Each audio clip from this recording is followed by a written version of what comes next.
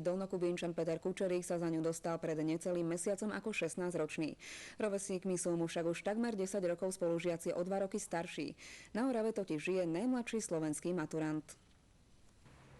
Peter Kučerík nie je génius. Už od útleho veku bol len veľmi vnímavým spoločníkom svojho o 2 roky staršieho brata Martina. Som sa dostal do prvej triedy o rok skôr. Som nastúpil v 5 rokoch. Mal tých 5 rokov a luštil krížovku. A pani, ktorá sedela v kúpe s nami, tak sa pýtala, že do ktorej triedy ty chodíš? A on, ja ešte nechodím do školy, pôjdem až na rok.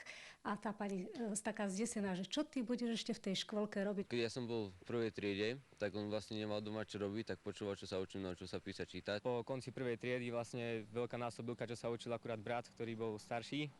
Tak to mi tiež nerobil veľké problémy. Preto šiel skôr.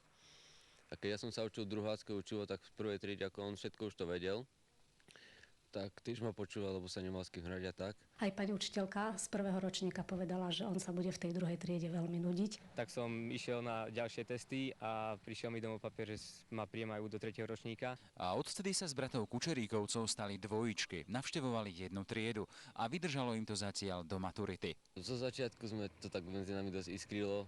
Viac menej sme spolu v lavici jednej nemohli sedieť. Ale za ten čas, koľko 7 rokov sme si zvykli.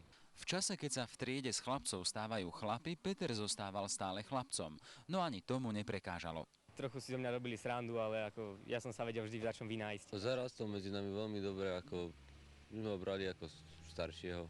Nebol to žiadny rozdiel.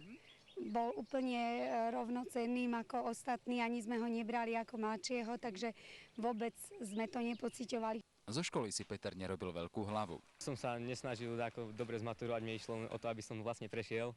Zmaturoval som na 3 trojky a 1 dvojku, ale dáko ma to netrápi. Mňa nikdy nezaujímali dobré známky, jedna známka sem, druhá tam a hlavne, že sme všetci zdraví.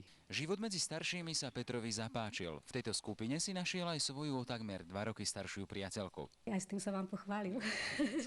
Myslím si, že Peťo je taký ako dosť vyspelý tým, že stále je s tými staršími spolužiakmi. Z najmladšieho slovenského maturanta sa už o pár mesiacov stane najmladší vysokoškolák. Na svoju prihlášku na vysokú školu už Peter dostal kladnú odpoveď. Jaro Barborák, TA3.